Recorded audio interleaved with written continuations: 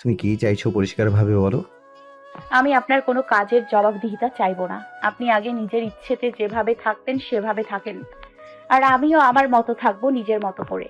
আপনি আমার কোনো কাজের জবাবদিহিতা চাইতে পারবেন না। ভেবে বলছো তো? হুম। ঠিক আছে, তোমার কথাই রাখলাম। কাল থেকে তাহলে তোমার বলা নিয়মেই জীবন চলবে। দেখি কেমন ভালো থাকো।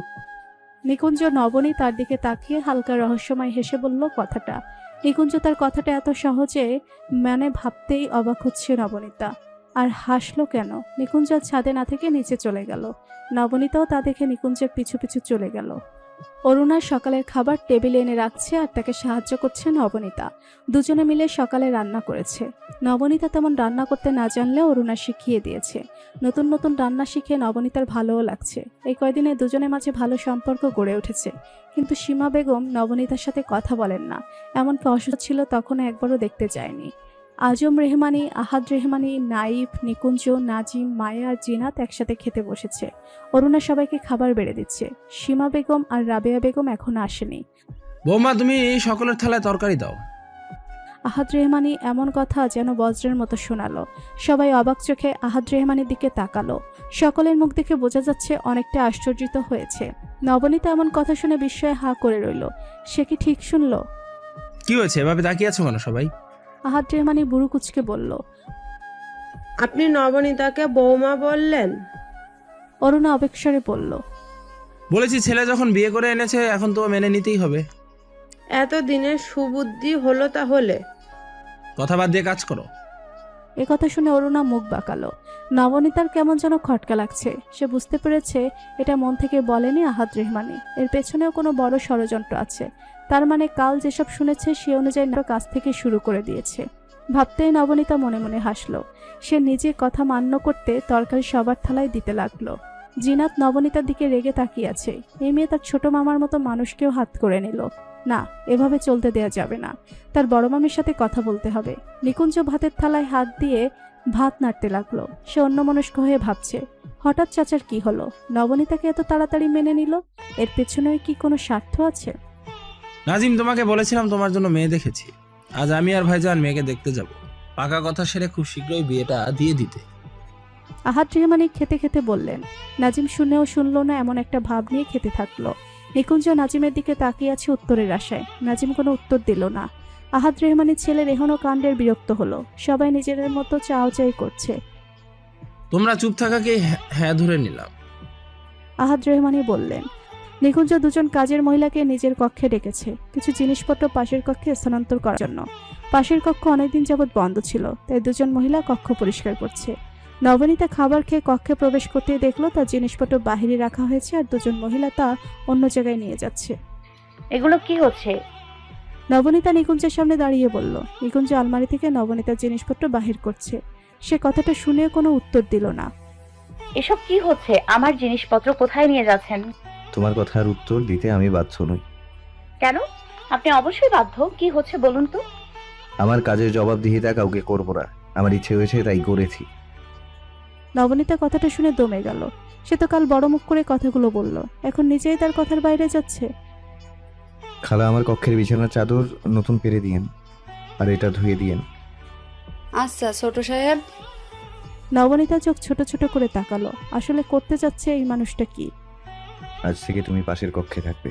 তোমার প্রয়োজনীয় জিনিসপত্র সেখানে গুছিয়ে রাখা হচ্ছে। এখানে থাকলে কি সমস্যা? নিকুঞ্জ কাজ বাদ দিয়ে নবনীর দিকে তাকিয়ে আশেপাশে দেখলো কেউ আছে নাকি। না, নেই। তুমি তো নিজের মতো থাকতে চেয়েছো, তাই তার ব্যবস্থা করছি। আমি কি বলেছি যে এই কক্ষে থাকতে চাই না? নবনীতা থমথমে মুখ বলল। আমি চাইছি না তুমি এখানে থাকো। জানি আমাদের মাঝে অনেক কিছু স্বাভাবিক হবে না, আর তুমি সম্পর্কটা স্বাভাবিক করতে চাইছো না। তাই আমার মনে হলো সবকিছু তোমার কথা মতোই হোক। যতদিন ইচ্ছা থাকতে পারো এই বাড়িতে। যতদিন থাকবে এই বাড়িতে তুমি আমার দায়িত্ব। আমি কখনো আমার দায়িত্বের অবহেলা করি না। তোমার সকল খরচ আমি দেব। তোমার যদি কখনো মনে হয় এই বাড়িতে থাকবে না, তাহলে চলে যেও, বাধা প্রদান করবো না, কারণ সেই অধিকার আমার নেই। নিকুঞ্জ আর দেরি করলো না। সে তার প্রয়োজনীয় কাগজপত্র নিয়ে কোর্টে গেল। নবনীতা কথাগুলো শুনে আবেগশূন্য হয়ে দাঁড়িয়ে রইল। এখানে তার কি করণীয় সে বুঝতে পারছে না। সে তো এমনটাই চেয়েছিল, নিজেকে নিকুঞ্জ থেকে দূরে রাখতে চেয়েছিল, তাই তো কাল ওই শর্ত দিয়েছিল। আর যখন তার পরিকল্পনা মাফিক কাজ হচ্ছে তবুও কেন সে খুশি হতে পারছে না? কেন খারাপ লাগছে তার? মানুষটা তো একটা খুনি। এই পরিবারের কিছু মানুষের থেকে প্রতিশোধ নিয়েই চিরদিনের জন্য চলে যাবে, এ কারণেই তো আবার ফিরে এসেছে। নিকুঞ্জের বলা দায়িত্ব কথাটা বারবার তার কানে বাজছে। আসলেই কি সে নিকুঞ্জের দায়িত্ব? নবনীতা চোখ বন্ধ করে দীর্ঘ নিঃশ্বাস ফেলল। আর এসব নিয়ে ভাববে না সে তার কাজ সম্পূর্ণ করেই চলে যাবে। তখন তার জীবনে নিকুঞ্জ নামের কোনো মানুষের অস্তিত্ব থাকবে না, আর না থাকবে জমিদার বাড়ির কিছু নিকৃষ্ট মানুষের অস্তিত্ব। নাজিম আজ নাইফের সাথে দেখা করার জন্য নদীর ধারে এসেছে। নাইফ কিছু মালপত্র নৌকায় শহরের দিকে পাঠাবে, তাই নাজিমকে এখানে আসতে বলেছে। নাজিমকে একটু দেরি করে আসতে বললেও সে আগেই এসেছে। মূল কারণ এখান থেকে আর কোনো নৌকা যাচ্ছে নাকি সেটা দেখা। সে হাঁটতে হাঁটতে এসে একটা মাঝিবিহীন নৌকায় বসলো। আশেপাশে বেশ কয়েকটা নৌকা থাকলেও তা খালি, তেমন লোকজনও নেই। শুনশান ভুতুড়ের জায়গা মনে হচ্ছে। নাজিম সামনের দিকে খেয়াল করতেই দেখতে পেল একটা মেয়ে নৌকার উপর দাঁড়িয়ে আছে। সে এতক্ষণ খেয়াল করেনি। এই সময় একা একা একটি মেয়ে এখানে কেন? রোদের কারণে ভালো করে তাকানো যাচ্ছে না। মেয়েটা একবার সামনের দিকে আগাচ্ছে তো আরেকবার পেঁচাচ্ছে। নাজিমের এটা দেখে মনে হচ্ছে মেয়েটা আত্মহত্যা করবে। সে আর দেরি না করে দৌড়ে মেয়েটির কাছে চলে গেল। সেখানে গিয়ে মেয়েটির হাত টেনে একটা গাছের নিচে দাঁড় করালো। এই মেয়ে, কি করতে যাচ্ছিলে? হ্যাঁ, পাগল হয়ে গেছো? নাজিম সামনে থাকা মেয়েটিকে থমকে বলে উঠল। তার ভীষণ রাগ হচ্ছে। এতটুকু মেয়ের সাহস অনেক বেশি। মেয়েটার মাথায় ওড়না দেওয়া চুলগুলো এলোমেলো হয়ে মুখের সামনে চলে এসেছে, তাই চেহারা দেখা যাচ্ছে না। কোনো উত্তর না পেয়ে নাজিমের ভুরু কুঁচকে গেল। এই মেয়ে, কথা বলছো না কেন? তোমার বাবা মা জানে এত বড় কার্যসিদ্ধি করতে যাচ্ছিলে? তোমার বাবার নাম বলো এক্ষুনি। মেয়েটি পরিচিত কণ্ঠস্বর শুনেও কথা বলতে পারল। সাহস হলো না সামনে থাকা মানুষটির সাথে কথা বলার। কি বলবে সে? বলার মতো কিছুই নেই। সামনে চিরচেনা চিরপরিচিত মানুষকে দেখে চোখের কার্নিশ বেয়ে পানি ফুটতে লাগলো। নাজিম মেয়েটির দিকে পূর্ণ দৃষ্টি ফেলল। তার কেমন চেনা চেনা লাগছে। খেয়াল করতেই চমকে উঠল সে। তুমি এটা কি করছিলে বলো তো? মা বাবা ভাই বোনদের কথা ভাবলে না একবারও? নাজিম আহত স্বরে বলল। 15 দিন পর আজ জমিদার বাড়ি সেজে উঠেছে রঙিন পর্দার আবরণে। কাঁচা ফুলের সমাহার লক্ষণীয়। ফুলের গন্ধে চারিদিকে মমা করছে। কাজের লোক অবশিষ্ট কাজগুলো হাতে হাতে করছে। চারিদিকে খুশির আমেজ। নবনীতা দুপুরে গোসল করে মিষ্টি রঙের শাড়ি পরে নিল। চুলগুলো আশ্রে নিল সযত্নে। হালকা কিছু গহনা পরে আয়নার সামনে দাঁড়ালো। সাজতে ইচ্ছে হলো আজ। নিকুঞ্জের দেয়া কাজল চোখে পরে নিল। হালকা সাজগোজ করল সে। নবনীতা, তোমার হয়েছে? নিচে তো ডাকছে তোমায়। কথাটা বলতে বলতে মায়া নবনীতার কক্ষে ঢুকলো। সামনে তাকাতেই দেখলো হালকা সাজে পরিপাটি হয়ে আয়নার সামনে দাঁড়িয়ে আছে নবনীতা। বাহ, তোমাকে দেখতে চমৎকার লাগছে। নবনীতা আয়না থেকে চোখ ঘুরিয়ে মায়ের দিকে তাকিয়ে হাসলো। তোমায়ও শাড়িতে সুন্দর লাগছে ননদিনী, একদম পরি লাগছে আকাশি রঙের শাড়িতে। হয়েছে, চলো এবার, অনেক কাজ বাকি। কাজ না হলে নিকুঞ্জ ভাই রেগে যাবে। পারি তো রাগ করতে। নবনীতা বিড়বিড় করে বলল। কিছু বললে? না, চলো। নবনীতা আর মায়া নিচে নামতেই দেখতে পেল নিকুঞ্জকে। তার পাশে জিনাতকে দেখে নবনীতার হাসি মুখখানা কালো হয়ে গেল। জিনাত অন্দরমহলে ফুল লাগাতে সাহায্য করছে নিকুঞ্জকে। নিকুঞ্জ কাঠের চেয়ারে দাঁড়িয়ে আছে আর জিনাত নিচে দাঁড়িয়ে ঝুড়ি থেকে ফুল দিচ্ছে, আর নিকুঞ্জ তা দেয়ালে লাগাচ্ছে। নবনীতা খেয়াল করলো নিকুঞ্জ সাদা পাঞ্জাবি পরেছে আর জিনাতও সাদা লাল পাড়ের শাড়ি পরেছে। এটা দেখে নবনীতার মেজাজ খারাপ হয়ে গেল। এই গায়ে পড়া মেয়ে সবসময় নিকুঞ্জের আশেপাশে ঘুরঘুর করে, আবার শাড়িও মিল করে পড়েছে। এসব তার সহ্য হয় না। কি হলো, দাঁড়িয়ে আছো কেন? ভাইকে সাহায্য করো। মায়া নবনীতাকে দাঁড়িয়ে থাকতে দেখে বলল। তোমার ভাইকে সাহায্য করার মতো মানুষ আছে, সামনে তাকাও। নবনীতা রুদ্ধস্বরে বলল। মায়া তাকালো নবনীতার কথা শুনে। দাঁড়াও, আমি আসি। বলেই মায়া জিনাতের কাছে গেল। জিনাত আপা, তোমায় ফুপু ডাকছে। মায়ের কণ্ঠস্বর শুনে জিনাত কাজ বাদ দিয়ে তাকালো। আমায় ডাকছে কেন? আমি তো জানি না, শুধু বললো ডেকে দিতে। আচ্ছা, শুনে আসছি। জিনাত ফুলের ঝুড়ি রেখে চলে গেল। নবনীতা তা দেখে অবাক হলো। সে এগিয়ে আসলো। মায়ের বুদ্ধি দেখে মনে মনে খুশি হলো। সে মায়ের দিকে তাকিয়ে হাসি দিল। মায়াও নবনীতার দিকে তাকিয়ে চোখ টিপ দিল। মায়া আর সেখানে না দাঁড়িয়ে নাইফের কাছে গেল সাহায্য করতে। নাইফও দেয়ালে ফুল লাগাচ্ছে। জিনাত, ফুল দে। নিকুঞ্জ দেয়ালের দিকে তাকিয়ে বলল। নবনীতা কথাটা শুনলেও চুপ করে দাঁড়িয়ে থাকলো। তার রাগ এখনো কমেনি, তাই সে ফুল দিবে না বলে ঠিক করেছে। কি হলো, কথা কানে যায় না? বলে নিচের দিকে তাকিয়ে দেখলো জিনাত নেই। নবনীতা একপাশে দাঁড়িয়ে আছে। কথা শুনতে পাও না? ফুল দিতে বলছি না? নিকুঞ্জ গম্ভীর কণ্ঠে বলল। আপনি আমায় কখন বললেন আজব? নবনীতা অবাক হওয়ার ভান করে বলল। কথা কি শুনতে পাও না? একটু আগেই তো বললাম। আপনি আমায় কখন বললেন? আপনি তো আপনার জিনাতকে ফুল দিতে বলেছেন। মুখ কুচকে বলল নবনীতা। নিকুঞ্জের ভুরু কুচকে গেল। এই মেয়ে এখনো তেড়াই রয়ে গেল। তোমার সাহায্যের প্রয়োজন নেই। বলেই নিকুঞ্জ চেয়ার থেকে নামতে গেল, তখনই নবনীতা ফুলের ঝুড়ি হাতে নিল। নিকুঞ্জ তা দেখে নবনীতার দিকে তাকালো। নবনীতা চোখ দিয়ে ইশারা করলো ফুল নেওয়ার জন্য। নিকুঞ্জ আর কথা না বাড়িয়ে ফুল নিয়ে দেয়ালে লাগানো শুরু করলো। হঠাৎ আজ সেজেছো কেন? নিকুঞ্জের কণ্ঠে জানার আগ্রহ প্রকাশ পেল। আপনাকে দেখানোর জন্য। বলেই জিভ কাটল নবনীতা। নিকুঞ্জের হাত সহসা থেমে গেল। সে নবনীতার দিকে তাকালো। দেখলো নবনীতা লজ্জা পাচ্ছে। সে একটু অবাক হলো বটে। হঠাৎ নবনীতার পরিবর্তন তার চোখে ধরা দিচ্ছে। সে কাজ বাদ দিয়ে চেয়ার থেকে নেমে নিচে দাঁড়ালো। আমার জন্য? আমার জন্য সাজার কারণ কি? বুকে হাত গুজে শটান হয়ে দাঁড়িয়ে বলল। নবনীতা আবার নিকুঞ্জের দিকে তাকালো। তার মন কিছুটা অশান্ত। কি উত্তর দেবে? সংকোচের কারণে তার গলা রোধ হয়ে আসছে। নবনীতা কিছু বলবে এমন সময় জিনাত এসে সেখানে হাজির হলো। তোমায় ডাকছে বড় মামা, চলো। বলেই নিকুঞ্জের হাত টেনে নিয়ে যেতে লাগলো। নিকুঞ্জ বিরক্তি নিয়ে হাত ছাড়িয়ে নিল। তারপর সে গটগট করে সেখান থেকে চলে গেল। নবনীতার রাগ তরতর করে বাড়ছে। জিনাত নবনীতার দিকে তাকিয়ে একটা হাসি দিয়ে হেলে দুলো বাহিরে চলে গেল। নাজিমের চোখের পাতায় ঘুম নেই। তার মনে চলছে নানা রকমের ভাবনা। আর জমিদার বাড়িতে খুশির আমেজ বইছে।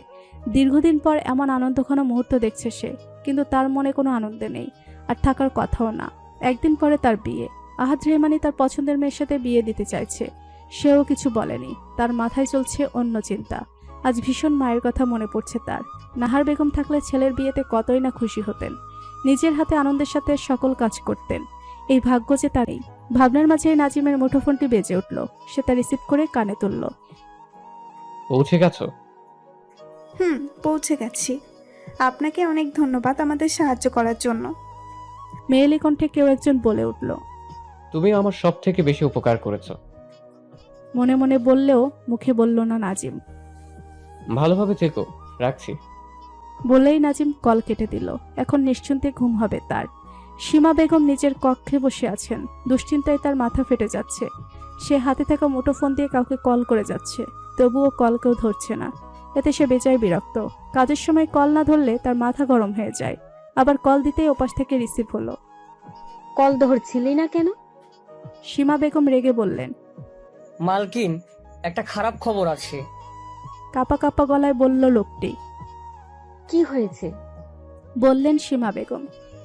আমাদের নৌকা 60টা বক্সভূত মাদক আর অস্ত্র কারা যেন জিম্মি করেছে। সীমা বেগম বসা থেকে উঠে দাঁড়ালেন। তার মাথা কাজ করা বন্ধ করে দিয়েছে। এই কারণেই ভয় পাচ্ছিলেন। এতটা অসাবধান কি করে হলো সবাই? তার চালানগুলো আজ না রাতে না গেলে অনেক ক্ষতি হবে। কুত্তার বাচ্চা, তোরা থাকতে অন্য কেউ কিভাবে আমাদের নৌকায় জিম্মি করে? জানিস কত টাকার মাল আছে? আমার সামনে আয় একবার, তোদের জ্যান্ত ফুটে ফেলবো। রাগে চিল্লিয়ে বললেন সীমা বেগম। মালকিন, জানি না কিভাবে কি হয়েছে। আমাকে কেউ একজন কল দিয়ে জানিয়েছে বিষয়টা। সীমা বেগম চোখ বন্ধ করে নিজেকে শান্ত করলেন। মেয়েগুলো কোথায়? ওরাও কি ওই নৌকাতেই ছিল? জি মালকিন। ভয়ে ভয়ে বলল লোকটি। আমার জিনিসে কে হাত দিয়েছে খবর নেই। দরকার হলে মেরে ফেলবি তাকে। মাল উদ্ধার না করে আমার সামনে আসবি না। আসলে একটাও বাঁচবে বলে রাখলাম। রাগান্বিত কণ্ঠে বলেই সীমা বেগম কল কাটলেন। এর আগে কারো সাহস হয়নি তার জিনিসে হাত লাগায়। কার এত সাহস যে তার জিনিসে হাত লাগায়? খুঁজে বের করতে হবে। সহজে তো সে ছেড়ে দেবে না। তাহলে কি হাসানের মৃত্যুর পেছনে এই আগন্তুকের হাত আছে? ভাবতেই বিচলিত হলেন তিনি। সীমা বেগমের কক্ষের সামনে নবনীতা শরবতের গ্লাস হাতে দাঁড়িয়ে আছে। তার হাত পা কাঁপছে ভয়ে। শরীর ঘেমে নিয়ে একাকার হয়ে গেছে। সে এসেছিল সীমা বেগমকে শরবত দিতে। কিছুদিন হলে তাদের সম্পর্কে কিছুটা উন্নতি হয়েছে। নবনীতা জানে এটা লোক দেখানো যে তিনি নবনীতাকে মেনে নিয়েছেন, তাই সেও সীমা বেগমের সাথে তাল মিলিয়েছে। আহাদ রেহমানির সাথে সে সীমা বেগম জড়িত তা বৈঠকখানার বাহির থেকে আড়ালে দাঁড়িয়ে কথোপকথন শুনেছিল। প্রথমে তার মন মানতে চায়নি। মায়ের মতো মানুষ এমন কাজ করেছে ভাবতেই সে অবাক হয়েছিল। কিন্তু দুজনের কথোপকথনে বুঝেছিল তার জীবনকে অন্ধকারাচ্ছন্ন করার পেছনে আহাদ রেহমানি আর সীমা বেগম আছে। আরও কেউ জড়িত কিনা এটা সন্ধানের জন্য এই বাড়িতে ফিরে এসেছে আর জমিদার বাড়ির সকলের উপর নজর রাখছে। তার মানে সীমা বেগম, আহাদ রেহমানি আর হাসান অবৈধ মাদক, অস্ত্র আর নারী পাচারে যুক্ত ভাবতেই গলা শুকিয়ে আসছে নবনীতার। আশেপাশে এত মুখোশধারী কেন? কাউকে বিশ্বাস করা যায় না। আর মানুষ কতটা খারাপ হলে এমন নিকৃষ্ট কাজে যুক্ত থাকে? তাহলে কি এই বাড়ির বড় ছেলে এসব কাজে জড়িত? জানতে হবে তার। কত মায়ের বুক খালি করেছে এসব জঘন্য মানুষ ভাবতেই এদের খুন করতে ইচ্ছে হলো নবনীতার। মেয়েগুলো কতই না কষ্টে আছে। ক্ষোভে তার চোখ মুখ লাল হয়ে গেছে। কারো স্পষ্ট পায়ের আওয়াজ ভেসে আসছে দূর থেকে। নবনীতা তা কর্ণগোচর হলো। এখানে আর এক মুহূর্ত দাঁড়িয়ে থাকা যাবে না। নবনীতা দ্রুত প্রস্থান করার সময় হাত ফসকে গ্লাসটা পড়ে গেল। এতে সে ঘাবড়ে গেল। সে আর দেরি না করে আতঙ্কে দিকবিদিক ভুলে দৌড়ে নিজের কক্ষে চলে গেল। সীমা বেগম কিছু পড়ে যাওয়ার শব্দে চমকে উঠল। দ্রুত কক্ষের দরজা খুলে আশেপাশে তাকালো। না, কেউ নেই। তবে শব্দ হলো কিসের? চিন্তিত অবস্থায় কক্ষে যাবে এমন সময় চোখ পড়ল পিতলের গ্লাস নিচে পড়ে আছে। সীমা বেগম গ্লাসটা মেঝে থেকে তুলে নিলেন। তাহলে কি কেউ তার কথা শুনেছে? ভাবতেই নিজের প্রতি রাগ হলো। এখানে কথা বলা একদম ঠিক হয়নি। কেউ তার কথা শুনেছে কিনা আগে তা জানা জরুরি। লুকিয়ে কথা শোনার শাস্তি তো পাবে, আর শাস্তিটা হলো মৃত্যু। নবনীতা দৌড়ে এসে কক্ষের দরজা আটকে দিল। তারপর খাটের উপর বসে হাঁপাতে লাগলো। আজ এমন কিছু শুনবে তা অভাবনীয় ছিল। তার এখনো ভয় লাগছে অনেক। গলা শুকিয়ে আসছে, শরীর হিম হয়ে আসছে। হাসানের মারা যাওয়াতে এখন কিছু মনে হচ্ছে না। যথাযোগ্য শাস্তি পেয়েছে সে। বোনের জন্য বড্ড আফসোস হচ্ছে তার কেন যে অমানুষটার সাথে বিয়ে দিয়েছিল তার বাপ। নিকুঞ্জ যদি না মারত, সে নিজ হাতে মেরে দিত নিকৃষ্ট কীটকে। আর কত কিছুর সম্মুখীন তার হতে হবে কে জানে। হঠাৎ সামনে কেউ একজন পানির গ্লাস এগিয়ে দিল। নবনীতা মানুষটিকে খেয়াল না করে তার হাত থেকে পানির গ্লাস নিয়ে এক নিঃশ্বাসে পান করলো।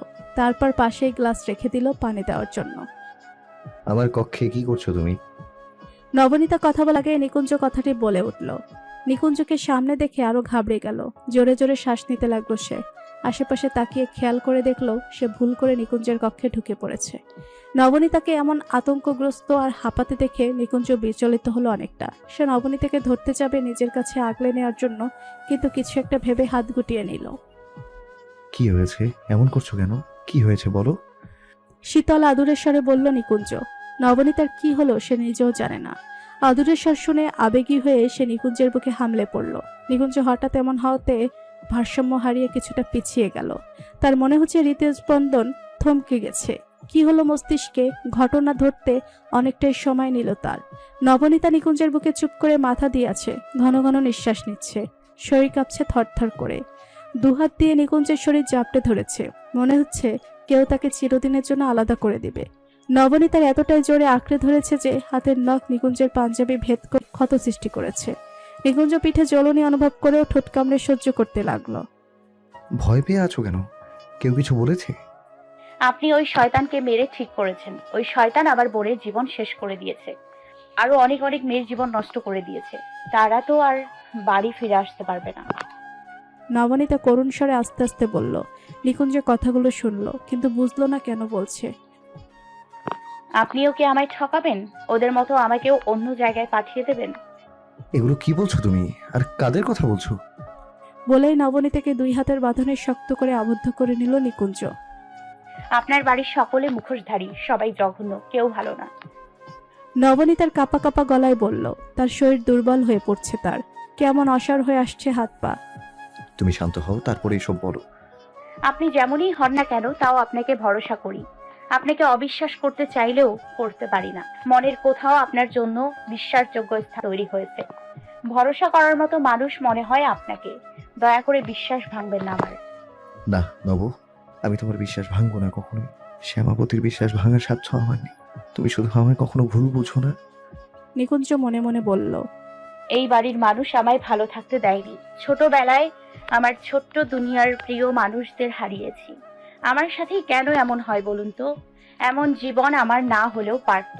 আপনাদের মতোই তো রাজপ্রাসাদের রাজকুমারীর মতো সুখে থাকতাম। তা ওরা হতে দিল না। নিকুঞ্জ ভুরু কুচকে গেল কথাগুলো শুনে। কতটা কষ্ট যন্ত্রণা মনে রেখে বলছে কথাগুলো তা কণ্ঠে স্পষ্ট টের পেল নিকুঞ্জ। এই কথার পেছনে কোনো সত্যি কি আছে? আর প্রিয় মানুষ কারা যাদের নবনীতা ছোটবেলায় হারিয়েছে? নবনীতা কি হয়েছে আমায় খুলে বলো। নবনীতার আর কোনো সাড়া শব্দ নেই। নিকুঞ্জ খেয়াল করলো নবনীতা অচেতন হয়ে গেছে। জমিদার বাড়িতে আজ খুশির আমেজ। চারিদিকে হই হুল্লোড়ে মেতে আছে সকলে। বাড়ির মানুষ সবাই ব্যস্ত সময় পার করছে। সকালে নাজিদের গায়ে হলুদ ছোঁয়ানো হয়েছে। আশেপাশের বড় ঘরের কিছু বৃদ্ধা মহিলা নানাবিধ গীত গেয়ে নেচে আমোদ করেছে। তার সাথে যোগ দিয়েছিল ছোট বাচ্চা থেকে শুরু করে মহিলাগণ। রীতি রেওয়াজ পালন করতে বিকেল হয়ে গেছে। আহাদ রেহমানি ছেলের বিয়ের জন্য একটু কাজ করছেন। আজম রেহমানি সকল কিছু তদারকি করছেন। রাবেয়া বেগম নাতির বিয়েতে ভালোই আনন্দ করছেন। সীমা বেগম এসবে থাকলেও তার চিন্তা মাথায় নিয়ে ঘুরছেন। নবনীতা দূর থেকে এসব দেখছে। তার এসব আনন্দ দেখে মোটেও ভালো লাগেনি। মায়া নবনীতাকে বারবার হলুদ খেলার জন্য ডাকলেও শরীর খারাপের অজুহাত দিয়ে আর যায়নি। অন্ধকার হয়ে এসেছে চারদিকে। এর মাঝে বিয়ে বাড়িতে ছড়িয়ে পড়েছে মেয়ে পালিয়েছে কোনো ছেলের সাথে। আনন্দঘন পরিবেশ কেমন গুমট ভাব ধারণ করেছে খবরে। আহাদ রেহমানি রেগে মেগে মেয়ের বাড়িতে লোকজন নিয়ে ছুটেছেন অনেক আগেই। আশেপাশের মানুষ কানাঘুষো শুরু করে দিয়েছে। সীমা বেগম নীরব হয়ে বসে আছেন, পাশে রাবেয়া বেগম থম মেরে বসে আছেন। যাদের মা মায়ের মাথায় তেল মালিশ করে দিচ্ছেন। অরুণের খারাপ লাগছে নাজিমের জন্য। ছেলেটার বউ কোনো ছেলের সাথেই যে পালিয়েছে, আহারে ভাগ্যটাই খারাপ। জিনাতের মুখখানা বাংলার পাঁচের মতো হয়ে গেছে। বিয়েতে কত মজা করত, এই সুযোগে নিকুঞ্জের পাশে পাশেও থাকতে পারত। শাকচুন্নি মেয়ে বিয়ে না করে আরেকজনের সাথে নাচতে নাচতে পালিয়েছে। অসহ্য। নবনীতা আর মায়া সিঁড়ির পাশে দাঁড়িয়ে আছে চুপ করে। এই পরিস্থিতিতে তাদের কি করণীয় বুঝতে পারছে না। নবনীতা নিকুঞ্জকে দুপুর থেকেই খুঁজে চলেছে, কিন্তু মাসার পাত্তা নেই। সেটাও খেয়াল করেছে নাজিম আর নাইফও বাড়িতে নেই। তাহলে কি সকলে একসাথে কোথাও গেছে? এর মাঝে আহাদ রেহমানি থমথমে মুখ নিয়ে অন্দরমহলের সোফায় এসে বসলেন। তার মুখশ্রী দেখেই বোঝা যাচ্ছে মেয়েটাকে পাওয়া যায়নি। নাজিম কোথায়? ছোট ভাই নাজিম তো দুপুরে কোথাও বেরিয়েছে, এখনো আসেনি। জিনাতের মা বলল। এইদিকে বউ পালিয়েছে আর এই ছেলে আরামসে ঘুরে বেড়াচ্ছে। বলেই বিরক্তিতে মুখ কুচলেন আহাদ রেহমানি। মেয়েটিকে পেয়েছো? আজম রেহমানি সোফায় বসতে বসতে বললেন। না ভাইজান। তাহলে এখন কি করবে? ওই মেয়ের সাথে বিয়ে দেব না। দরকার হলে আজ রাতের মধ্যে মেয়ে খুঁজে কাল বিয়ে দেব। তাড়াহুড়ো করো না, এতে হিতে বিপরীত হতে পারে। আহাদ রেহমানি কথাটা শুনে মৌন রইলেন। এই বাড়িতে বউ পালনের বিষয়টা এই প্রথম ঘটেছে। এটি সকলের চোখে দৃষ্টিকটু বটে। মান সম্মান অনেকটাই ডুবেছে তাদের, আর ডুবানো যাবে না। নাইফ আর নিকুঞ্জ অন্দরমহলে পা দিতেই দেখতে পেল সকলে চিন্তিত মুখ। তার মানে খবর আগেই পৌঁছে গেছে জমিদার বাড়িতে। তারা দুজন পা বাড়িয়ে চাচার সামনে এসে দাঁড়ালো। তোমরা দুজন আসলে, নাজিম কোথায়? বউ আনতে গিয়েছে। নিকুঞ্জ অতি স্বাভাবিক স্বরেই বলল। সকলে শুনে চমকালো। বউ আনতে গেছে মানে? ওই মেয়ে তো পালিয়েছে, আবার ফিরে এসেছে নাকি? আসলে ওই মেয়ের সাথে বিয়ে কখনোই দেব না। আহাদ রেহমানি সহসা বলে উঠল। আমি মেয়েকে নিজের বউ করে আনবো, এটা কখনোই সম্ভব না। আমি আমার পছন্দের মেয়েকে বিয়ে করেছি। নাজিম নব্য বিবাহিত অর্ধাঙ্গিনীকে নিয়ে অন্দরমহলে প্রবেশ করে বলল। তার চোখে মুখে লেপ্টে আছে প্রাপ্তির হাসি। নাজিমের পাশে নতুন বউকে দেখে সকলে আশ্চর্য হয়ে গেল। সবাই বসা থেকে দাঁড়িয়ে গেল। আহাদ রেহমানির মুখ আর কোনো কথা নেই। ছেলের এহনো কাণ্ডে তিনি বাগরুদ্ধ। নাজিমের মুখে রহস্যময়ী হাসি বিরাজ করছে। সীমা বেগম মুখ থমথমে করে আছেন। নবনীতার মায়া সামনে থাকা নতুন বউকে দেখে চমকে গেছে। নবনীতা আর এক মুহূর্ত দেরি না করে দৌড়ে নাজিম আর নতুন বউয়ের সামনে দাঁড়ালো। মেয়েটা নবনীতাকে এভাবে আসতে দেখে ঘাবড়ে গেল আরো। এটা দেখে নাজিম মেয়েটির হাত ধরল। মেয়েটি নাজিমের দিকে অশ্রুসিক্ত নয়নে তাকাতেই নাজিম চোখের ইশারায় আশ্বস্ত করল কিছু হবে না। মেয়েটি তা বুঝে নবনীতার দিকে তাকালো। নবনীতা দাঁড়িয়েই সবকিছু অবলোকন করলো। নিশু, তুই এটা কি করলি? বিয়ে বাড়ি আনন্দের আমেজ থাকলেও এখন তা নেই। অন্দরমহলে বিরাজ করছে পিনপিন নীরবতা। সবকিছু আহাদ রেহমানির কল্পনার বাহিরে হচ্ছে। ছেলের এহনা কাণ্ড মান তিনি বরাবরই নারাজ ছিলেন। তার পরিকল্পনায় এইভাবে কেউ পানি ঢেলে দিবে তা কল্পনাতে ছিল তার কাছে। চোখের সামনে দুই বোনের এমন দৃশ্য তার কাছে অসহ্য মনে হলো। আপা আসলে আমি। নিশুতে নিজেকে শান্ত করে কি বলবে তা গুছিয়ে বলতে লাগলো নবনীতাকে। তুই আমাকে জানালি না? আমি কি তোর পর হয়ে গেছি? নবনীতা নিশুতের এভাবে না জানিয়ে বিয়ে মন থেকে মেনে নিতে পারছে না। তার বোনের বিশ্বাসযোগ্য মানুষ হতে পারেনি, তাই তো বলেনি।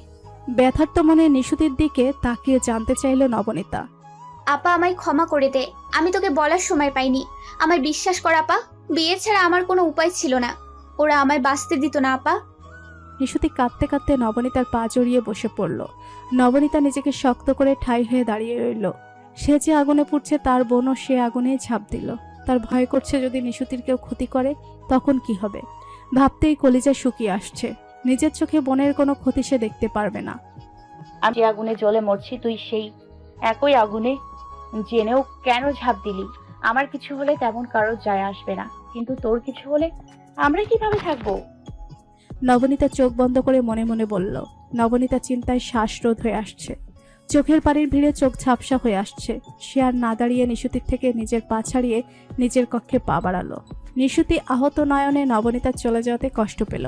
সে জানে তার না জানানো অনুচিত হয়েছে, তারও তো উপায় ছিল না। সে কিভাবে বলতো, সেই সময়টাও পায়নি। নিকুঞ্জ নবনীতার এমন ব্যবহারে একটুও চিন্তিত নয়। সে জানতো এমন কিছু হবে। নিচের পরিস্থিতি শান্ত না করে সে নবনীতার কাছে যেতে পারছে না। নাইফ নিকুঞ্জের এমন অশান্ত ভাব দেখে এক নিমিষে বুঝে ফেলল ভাইয়ের মনের অবস্থা। এমন ভাবে ছটফট করছিস যেন তুই মাছ আর নবনীতা পানি। যা, তুই তোর পানির কাছে যা, আমি এই দিকটা দেখছি। নায়েব ভাইকে লজ্জায় ফেলতে রসিকতার ছলাই বলল। নিকুঞ্জ কথাটা শুনে তেমন কোনো প্রতিক্রিয়া দেখল না। আমি আমার পানির কাছেই ফিরে যাব, আর একটু ছটফট করি তারপর, কারণ প্রতীক্ষার ফল সব সময় মিঠা হয়। নিকুঞ্জের ঠোঁট কাটা স্বভাবে নায়েব অবাক হলো। তুই কবে থেকে এমন ঠোঁট কাটা হলি রে? যখন থেকে বিয়ে করেছি। লজ্জা করলে তো সমস্যা। তুমিও বিয়েটা করে ফেলো ভাই, তোমায় এমন ভদ্রবেশে ঘুরতে দেখলে আমার আর নাজিমের কষ্ট হবে। সময় হোক, তোদের দলে নাম লিখাবো। বলেই হাসলো নায়েব। নিকুঞ্জ হাসলো তা শুনে। নাজিম নিশুতিকে সযত্নে মেঝে থেকে উঠালো। মেয়েটি এখনো কান্না করেই যাচ্ছে, তার কান্না দেখে সহ্য হচ্ছে না আর। এই মেয়েকে নিয়ে তুমি এই বাড়ি থেকে বেরিয়ে যাবে। আমাদের বাড়িতে এসব মেয়ের স্থান নেই, আর যেহেতু তোমারও দোষ আছে, তোমারও জায়গা হবে না এই বাড়িতে। আহাদ রেহমানের রাগের মাঝে বিরক্তি প্রকাশ করে বলল, এইটা তুই কি কইতাছস? আমার নাতি কই যাইবো, কই থাকবো? নাজিম কোথাও যাইবো না, তুই মাইয়ের ব্যবস্থা কর। রাবেয়া বেগম আহাদ রেহমানের বিরোধিতা করে বললেন, আমি যদি এই বাড়িতে থাকি, আমার বউ এখানে থাকবে। আপনাদের এতে অসুবিধা হলেও কিছু করার নেই। নাজিম সহসা নিজের অভিব্যক্তি ব্যক্ত করে বলল, নাজিম বাবা, তোমার কি মনে হয় না একটা তালাকপ্রাপ্ত মেয়েকে বিয়ে করেছো? এটা এই সমাজে দৃষ্টিকটু। তারপরেও কিছুদিন আগে মেয়ের আগের ঘর মরেছে। এসব যদি জানাজানি হয় তাহলে আমাদের সম্মান কোথায় যাবে? সীমা বেগম নাজিমকে বলল। কথাটা শুনে নিশুতির খারাপ লাগলো অনেক। সে মাথা নিচু করে রইল। নাজিমের কথা শুনে বিরক্ত লাগলো। বড় মামি ভেবে চিন্তে সিদ্ধান্ত নিয়েই বিয়েটা করেছি। আর মানুষের কাজই হলো কার কি হলো তা নিয়ে দোষ বের করা। যে মেয়ের সাথে বিয়ে ঠিক করা হয়েছিল তার সাথে বিয়ে হলে যদি বাড়ি থেকে পালিয়ে যেত, তখন তোমাদের সম্মান কোথায় থাকতো? নাজিম কাটকাট ভাবে উত্তর দিল। সীমা বেগমের মুখ অপমানে থমথমে হয়ে গেল। তিনি আর এক মুহূর্ত দেরি না করে চলে গেলেন সেখান থেকে। আহাদ, তুমি এই সিদ্ধান্ত নাও, মানবে কি মানবে না। আমি এসব নিজেকে জড়াতে যাচ্ছি না। আজম রেহমানি বলেই সেখান থেকে প্রস্থান করল। ভাই, তুমি এত মেয়ে বাদ দিয়ে বিবাহিত মেয়েকে বিয়ে করেছো? মেয়ের কি অভাব পড়েছিল? জিন্নাতের কণ্ঠে বিরক্তিকর রেশ। জিনাতের মা মেয়েকে ইশারায় আর কোনো কথা বলতে নিষেধ করলো। জিনাত তা দেখে চুপ হয়ে গেল। তোকে এসব দিকে না ভাবলেও চলবে, ছোট মানুষ ছোটর মতোই থাক। নিকুঞ্জের এমন কথায় জিনাতের মুখটা ছোট হয়ে গেল। কিছু মনে করিস না, ছোট তো ভুল করে বলে ফেলেছে। জিনাতের মা মেয়ের সাফাই গিয়ে বলল, অপু, মেয়েকে দেখে রেখো, নজর তো ভালো না, বলা যায় না কখন কি করে বসে। নাজিম ব্যঙ্গাত্মক স্বরে বলল। জিনাতের কথাটা গায়ে লাগলো। সে মুখ বাঁকালো। মায়া, নিশুতিকে নিয়ে কক্ষে যা, অনেকক্ষণ ধরে দাঁড়িয়ে আছে। আচ্ছা ভাই। মায়া ভাইয়ের আদেশে নিশুতিকে নিয়ে নাজিমের কক্ষে যেতে লাগলো। এই মেয়ের এই বাড়িতে কোনো জায়গা হবে না। আমার কথা অমান্য করছো কেন? আহাদ রেহমানি রেগে বললেন, আপনার কথা মান্য করার উপযুক্ত কারণ পেলাম না, তাই মান্য করতে পারলাম না। দরজা আটকানোর আওয়াজে নবনীতা চোখ তুলে সামনের দিকে তাকালো। দেখলো নিকুঞ্জ এসেছে। তা দেখে কোনো প্রতিক্রিয়া দেখালো না সে। নিকুঞ্জ দেখলো নবনীতা কান্নাকাটি করে চোখ ফুলিয়ে ফেলেছে। সে দীর্ঘশ্বাস নিয়ে এগিয়ে আসলো। তোমার দল ভারী করতে নিশুতিকে এই বাড়িতে নিয়ে আসলাম, আর তুমি কিনা খুশি না হয়ে ফ্যাঁচ ফ্যাঁচ করে কাঁদছো। নিকুঞ্জের এমন রসিকতাপূর্ণ কথা শুনে নবনীতা বিরক্তি নিয়ে তাকালো। এমন ভাবে তাকিয়ে আছো কেন? খেয়ে ফেলবে নাকি? আপনি আগে থেকে জানতেন তাই না? হ্যাঁ, জানতাম।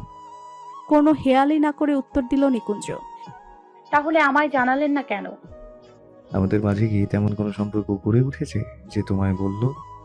নিকুঞ্জের কথায় নবনীতা দমে গেল অনেকটা। আমার বোনের জেনে শুনে কেন ক্ষতি করলেন? ভালোবাসার দুজন মানুষকে মিলিয়ে দিয়েছি, এতে ক্ষতির তো কিছু দেখছি না। আমি সেটা বলিনি। আপনাদের এই বাড়ির মানুষ স্বার্থপর, আমার বোনকে সুখী থাকতে দেবে না। নাজিমকে তো চেনো, ও সব সময় তোমার বোনকে আগলে রাখবে। এখন মন খারাপ করে না থেকে বোনের কাছে যাও, সে তো কান্নাকাটি করছে। আমি যাব না, ভালো লাগছে না। দেখো, আমাদের সম্পর্ক তো স্বাভাবিক নয়, কিন্তু ওদের তো স্বাভাবিকভাবে দাম্পত্য জীবন শুরু করতে সাহায্য করো। তুমি দূরে থাকলে নিশুতি ভীষণ অপরাধী ভাববে। ও তো বিয়ে করতে চায়নি, পরিস্থিতি বাধ্য করেছে। তুমি হয়তো জানো না, তোমাদের বাড়ির আশেপাশের মানুষ অনেক কটু, অপমানজনক কথা শুনিয়েছে তোমার পরিবারকে। এসব অপমান সহ্য করতে না পেরে নিশুতি আত্মহত্যা করতে চেয়েছিল। সেদিন নাজিম ওকে বাঁচিয়েছিল, তেমন আজও একই কাজ করতে গিয়েছিল। ঘরে দরজা আটকে আত্মহত্যা করতে চেয়েছিল। তোমার বাবা বিষয়টা বুঝতে পেরে দরজা ভেঙে নিশুতিকে বাঁচায়। এই খবরটা তোমার বাড়িতে পাহারায় থাকা আমার লোক জানিয়েছে আমায়। শুনে আমরা 3 জন গিয়েছিলাম, আর মনে হলো যেহেতু নাজিম আগেই নিশুতিকে পছন্দ করে, তাহলে বিয়েটা হলে মন্দ হয় না। দুজনের সম্মতিতেই বিয়ে হয়েছে। নিকুঞ্জ এতগুলো কথা বলে থামলো। নবনীতা নিশুতির কথা শুনে অবাক হয়ে গেল। কতটা কষ্ট পেলে মানুষ এমন পদক্ষেপ নিতে পারে। চোখে তার পানি চিকচিক করছে। রাত অনেকটা গভীর হয়েছে। আশপাশ হতে নিশাচর প্রাণীর আওয়াজ ভেসে আসছে। জমিদার বাড়িও কেমন শুনশান হয়ে আছে। মানুষের আনাগোনাও কমে এসে, কিন্তু আশেপাশে ইতিমধ্যে বাতাসের গতিতে ছড়িয়ে পড়েছে আজকের ঘটে যাওয়া ঘটনা। এটাই আজ গ্রামের সকলের কাছে আলোচনার কেন্দ্রবিন্দু হয়ে দাঁড়িয়েছে। এতে বেশিরভাগ মানুষ খুশি হয়েছে। কারণটা হলো আহাদ রেহমানি তার অপকর্মের শাস্তি পেয়েছে এমনটা মনে করে। নবনীতার মায়া নাজিমের কক্ষে ফুল দিয়ে বাসর সাজাচ্ছে। রজনীগন্ধার গোলাপের সংমিশ্রণে খাট জুড়ে অদক্ষ হাতে দুজনে সাজিয়ে চলেছে। জিনাতকে সাজানোর জন্য বললেও না করে দিয়েছে। নবনীতাও প্রথমে রাজি ছিল না, তবু নিকুঞ্জ অনেক বোঝানোর পর মনটা একটু গলেছে, তবে পুরোপুরি নয়। মন থেকে মানতে তার কষ্ট হচ্ছে এখনো। তবু এই বিয়েতে যদি তার বোন সুখী থাকে তবে তাই হোক। বিয়েটা যেহেতু হয়েছে, তাই সকল রীতিনীতি মেনেই সবকিছু পালন হোক। বাড়ির সাজসজ্জা আগে করা হলেও নাজিমের কক্ষ সাজানো বাকি ছিল। আগামীকাল সাজানো হতো, কিন্তু হঠাৎ বিয়ে হওয়ায় তা আর হয়ে ওঠেনি। ভাবি, সাজানো তো শেষ, চলো নতুন ভাবিকে নিয়ে আসি। মায়া সবকিছু ঠিকঠাক করে নবনীতাকে বলল। নবনীতা ফুলদানিতে কিছু সংখ্যক গোলাপ ফুল রেখে খাটের পাশের ছোট টেবিলে রেখে দিল। চলো বলেই নাজিমের কক্ষ থেকে বেরিয়ে মায়ের কক্ষের দিকে হাঁটতে লাগলো দুজনেই। নিশুতিকে মায়ের কক্ষে বসিয়ে রাখা হয়েছে। সেখানে অরুণা আছে, তিনি নিশুতিকে খাইয়ে দিচ্ছে। মায়া আর নবনীতা কক্ষের সামনে দাঁড়াতেই দেখতে পেল এমন দৃশ্য। দুজনের দৃশ্যটা দেখে ভালো লাগলো। মায়ার মনে হলো মহিলাটি এতটাও খারাপ না। নবনীতারও মনটা শান্ত হলো। কেউ তো একজন এ বাড়িতে আছে তার বোনকে আগলে নেওয়ার মতো। অরুণা নিশুতিকে খাবার খাইয়ে থালা রাখতে বাহিরে যাবে, এমন সময় দুজনকে দাঁড়িয়ে থাকতে দেখলো। আর তোমরা দাঁড়িয়ে আছো কেন, ভেতরে এসো। অরুণা হাসি মুখে বলে উঠল। নিশুতি কথাটা শুনে দরজার দিকে তাকালো। মায়া আর নবনীতা ভেতরে আসলো। নিশুতি নবনীতার দিকে তাকিয়ে আছে, কথা বলতে চাইছে সে, তবে সংকোচে বলতে পারছে না। বোনের মুখের দিকে তাকিয়ে রাগের আভাস পেল না সে। তাহলে কি রাগ কমেছে? তোমার সাথে তো আমার প্রথম দেখা। আমি হলাম তোমার একমাত্র ননদিনী, আমার নাম মায়া। মায়া নিশুতির পাশে বসে বলল। নিশুতি বুঝলো এটা নাজিমের ছোট বোন। সে শুনে একটু হাসার চেষ্টা করলো। তোমরা কথা বলো, আমি থালাটা রেখে আসছি। বলেই অরুণা থালাটা নিয়ে রান্নাঘরে রাখতে গেল। আমার মনে হয় নিশুতি ক্লান্ত হয়ে গেছে, গোসল করলে শরীরটা একটু ভালো লাগতে পারে। নবনীতা কথাটা মায়াকে উদ্দেশ্য করে বলল। ঠিক বলেছ, কিন্তু শাড়ি? আমি নিয়ে আসছি। ওই জঘন্য মেয়ের জন্য কেনা শাড়ি আনবে না, অন্য শাড়ি আনবে। মায়া নবনীতাকে বলল। আমার কাছে নতুন শাড়ি আছে, ওখান থেকে নিয়ে আসছি। তুমি নিশুর কাছে বসো, আমি আসছি। ঠিক আছে। নিশুতি নবনীতার স্বাভাবিক কথা বলা দেখে অনেকটা স্বস্তি পেল। নবনীতা মায়ের কক্ষ থেকে বেরোতেই দেখতে পেল নাজিম এদিকটায় আসছে। তোমাকে খুঁজছিলাম এতক্ষণ। নাজিম নবনীতার সামনে দাঁড়িয়ে বলল। আমাকে কেন খুঁজছিলেন? বুড়ো কুচকে বলল নবনীতা। আমার সাথে আসো, তারপর বলছি।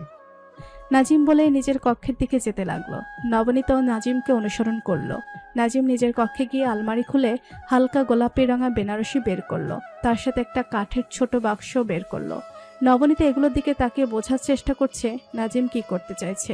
এটা হয়তো ওই মেয়ের জন্য কেনা হয়েছিল, তাহলে এগুলো কেন বের করছে? নিশুতি অনেকটাই ক্লান্ত এখন, গোসল করলে হয়তো শরীরটা ভালো লাগবে। এগুলোকে পরিয়ে দিও। বলেই নবনীতার দিকে এগিয়ে গেল। নাজিমের এত যত্নশীলতা দেখে তার ভয়টা একটু কমলো। ওই মেয়ের জন্য কেনা শাড়ি আমার বোন পরবে না। নবনীতা থমথমে মুখে বলল। নাজিম কথাটা শুনে অদ্ভুতভাবে হাসলো। তোমায় কে বলেছে আমি ওই মেয়ের জন্য নিজে পছন্দ করে শাড়ি কিনেছি? বিয়েটা আপনার বউকে দেওয়ার জন্যই তো কিনেছেন। তুমি ঠিক বলেছ, আমার বউয়ের জন্যই কিনেছি। আসলে শাড়িটা অনেক আগেই কেনা, নিজের পছন্দে একজনকে দেবো বলেই কিনেছিলাম। আর সেই রমণীকে এই শাড়িটা দিচ্ছি। নবনীতা কথাটা শুনে অদ্ভুত চোখে তাকালো। নিশুতির জন্যই কিনেছিলাম শাড়িটা। যদি বিশ্বাস না হয় নিকুঞ্জকে জিজ্ঞেস করতে পারো। আর ওই মেয়ের জন্য যা কিছু আমি পছন্দ করে কিনেছিলাম সেগুলো ওই মেয়ের জন্য ছিল না, তোমার বোনের জন্যই কিনেছিলাম, বুঝলে? মানে? পরে বলবো, আগে তোমায় যা বললাম তাই করো।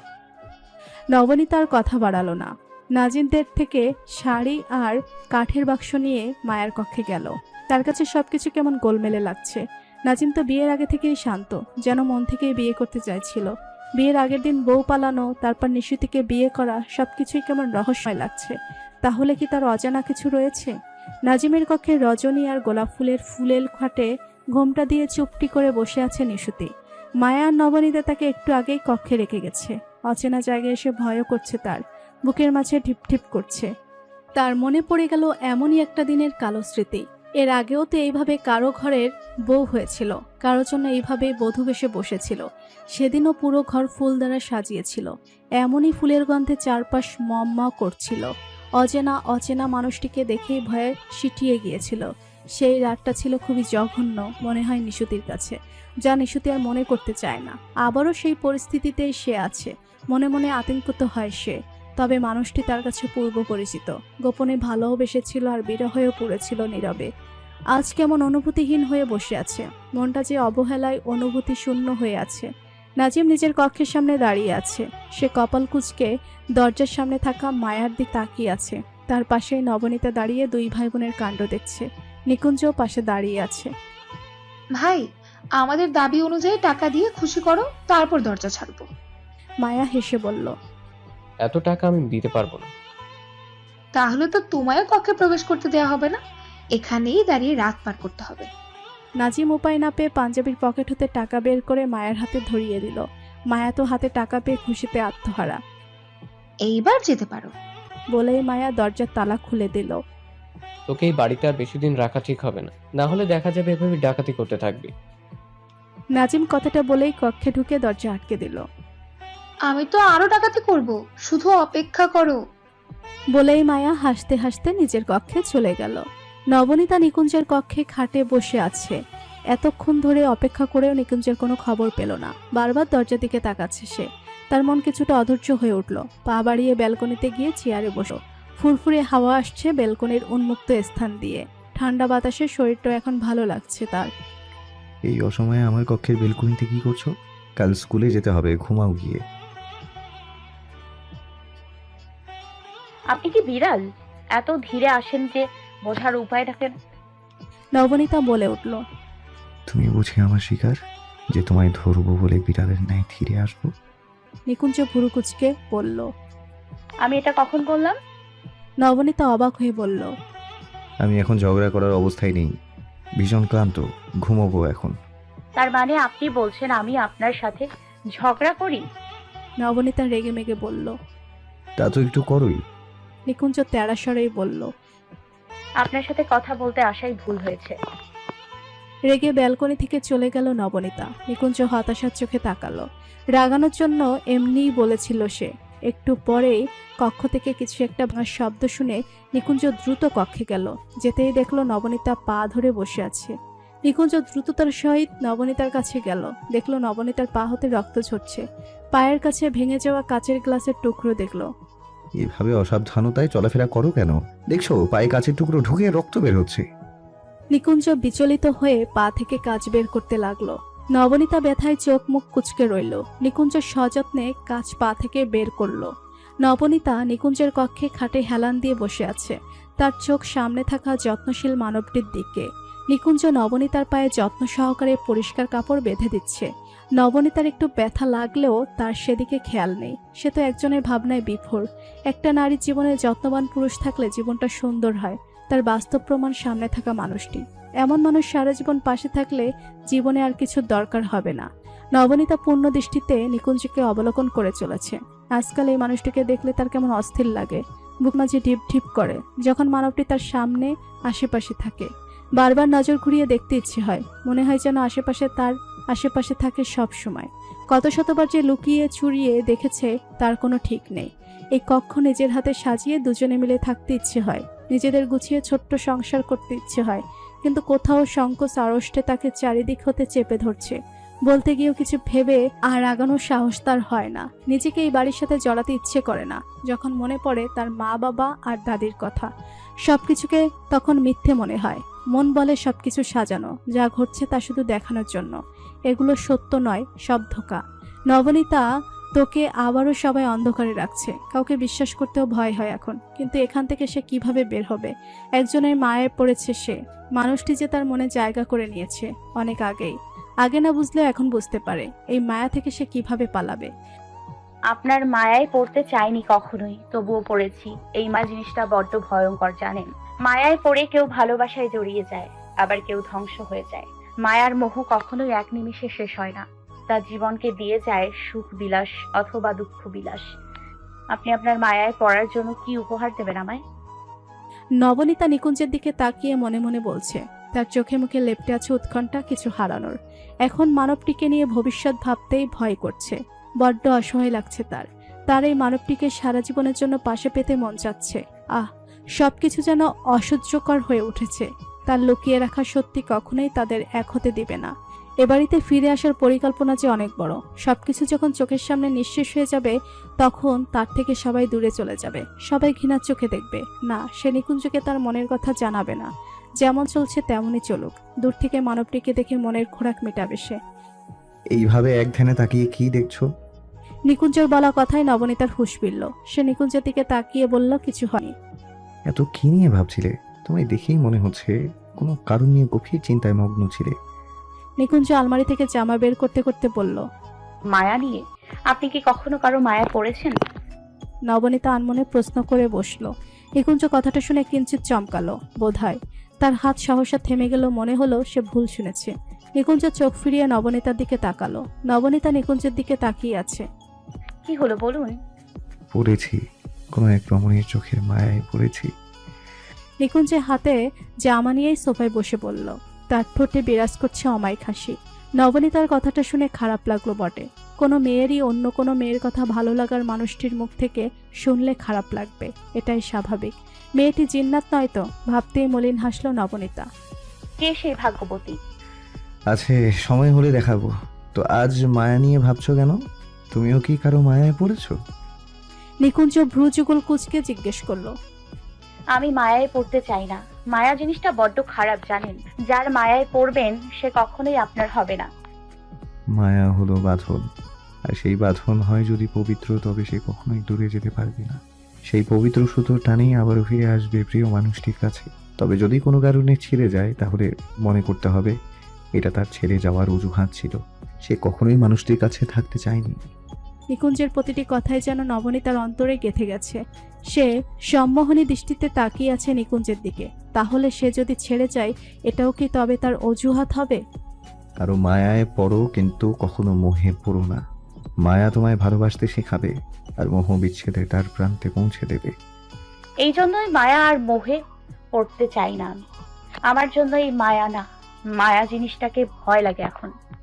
নবনীতা চোখের পানি আড়াল করে মলিন স্বরে বলল। নিকুঞ্জ চোখ তা এড়ালো না। নবনীতা কি কোনো কারণে কষ্টে আছে? হঠাৎ বাস্তববাদীদের মতো কথা বলছে কেন?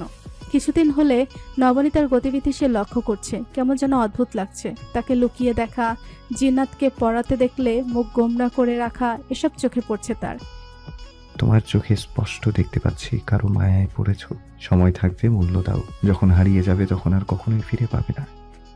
বলেই নিকুঞ্জ গোসল করার জন্য কলপাড়ে গেল। নবনীতা করুণ চোখে তাকিয়ে দেখলো নিকুঞ্জের চলে যাওয়া। কথাগুলো তার কানে বাজছে। সে কি করবে? সবকিছু যেন এলোমেলো হয়ে গেছে। এতটা অস্থিরতা বোধ তার কখনোই হয়নি। তবে আজ কেন এমন হচ্ছে? আসলেই মায়া জিনিসটা অদ্ভুত। নাজিম দরজা আটকে সামনের দিকে তাকাতেই তার চোখ থমকে গেল। বেনারসি পরিহিত নববধূ ঘোমটা দিয়ে আড়ষ্টতা নিয়ে বসে আছে ফুল দিয়ে সাজানো খাটে। এই দৃশ্যই যেন নাজিমকে বেসামাল করে তুলল। সামনে বসে থাকা অর্ধাঙ্গিনীর কাছে ধীর গতিতে এগিয়ে গেল সে। প্রিয় মানুষটিকে এতদিন পরে নিজের কাছে পেয়ে প্রেমিক মন যেন আবার উতলা হলো। নাজিম গিয়ে নিশুতির পাশে বসলো। নিশুতি নাজিমের উপস্থিতি বুঝতে পেরে নিজেকে গুটিয়ে নিল। তার ভয় হচ্ছে আবারও যদি সেই জঘন্য রাতের ঘটনা পুনরায় ঘটে। নাজিম নিশুতির এমন নিজেকে গুটিয়ে নেওয়া দেখে বুঝলো মেয়েটি তাকে ভয় পাচ্ছে। সে উঠে দূরে গিয়ে দাঁড়ালো। ঘোমটা সরিয়ে ফেলো, গরমে অস্বস্তি লাগবে তোমার। নাজিমের কথা শুনে ঘোমটার আড়াল হতে সামনের দিকে তাকালো নিশুতি। সে বুঝলো পাশে নাজিম নেই। দুহাত দিয়ে মাথা থেকে ঘোমটা নামিয়ে দিল সে। নাজিম দেখলো ফুলের গহনা পরিহিত নিশুতিকে। ভীত মুখে নিশুতি মাথা নিচু করে বসে আছে। অপরূপা লাগছে মেয়েটিকে এই সাজে, একটু বড়ও লাগছে বাচ্চা মেয়েটাকে। নাজিমের মনে পড়ে গেল তাদের দেখা হওয়ার সেই ঘটনা। আজও যেন মনে হয় সেদিনের ঘটনা। ভীত চাহনিতেই সে বেসামাল হয়েছিল, আর মেয়েটিকে না পেয়ে কতই না পাগলামি করেছিল ভাবতেই হাসলো সে। তুমি আজও আগের মতোই আছো, তুইও বদলাওনি। নাজিমের স্বর শান্ত, এই স্বরেই যেন নিশুতি শিউরে উঠল। সে চোখ তুলে সরাসরি নাজিমের দিকে তাকালো। প্রথম ভালোবাসার মানুষটি আজ তার অর্ধাঙ্গ ভাবতেই অদ্ভুত লাগছে। একসময় সে মনে মনে মানুষটিকে পাওয়ার জন্য তড়পেছে। আজ মানুষটি তার সামনে উপস্থিত।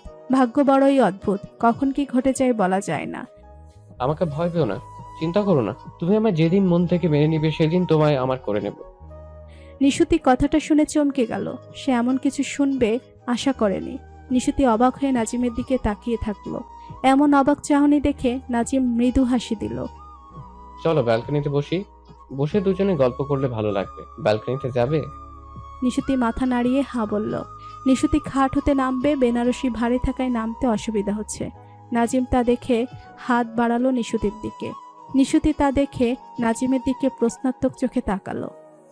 আমার হাত ধরে নামো, তাহলে পড়বে না। নিশুতি নিজের হাত দিয়ে নাজিমের হাত ধরে খাট থেকে নামলো। দুজনে হেঁটে ব্যালকনিতে গিয়ে কাঠের চেয়ারে বসলো। দুজনের মাঝে পিনপিনে নীরবতা বিরাজ করছে। নিশুতি কি বলবে এসব ভেবেই উসখুস করতে লাগলো। নাজিমের দৃষ্টি বাহিরে। আমার অপেক্ষা তো দীর্ঘ না হলেও পারতো, তাই না? নাজিমের কণ্ঠে আকুলতা। আহাদ রেহমানি বৈঠকখানায় বসে আছেন। মনের সুখে একটার পর একটা সিগারেট ফুঁকছেন। আপাতত তার মাথা ব্যথার কারণ হয়ে দাঁড়িয়েছে তাদের মালামাল, যেগুলো কোনো এক আগন্তুক জব্দ করে রেখেছে। এখনও সেই আগন্তুকের খবর পাওয়া যায়নি। আজ রাতেও তো নৌকা বোঝাই মাল নদীপথে পাশের দেশে পাচার হবে। পর্যাপ্ত পাহারাদার রয়েছে নৌকাগুলোতে, তাও চিন্তায় আছেন। খুব গোপনে পাচার করা হচ্ছে। গুটি কয়েক তাদের বিশ্বস্ত লোক ছাড়া কেউ এ বিষয়ে জানে না। হঠাৎ গোপন শত্রু কোথা থেকে আমদানি হলো তা অনেক ভেবেও ধরতে পারছে না আহাদ রেহমানি। তার উপর নাজিম ওই গরিব মেয়েকে বিয়ে করেছে ভাবতে গায়ের রক্ত টকবক করে ফুটছে। তার সকল পরিকল্পনা এইভাবে মাঠে মারা যাচ্ছে, তিনি মেনে নিতে পারছেন না।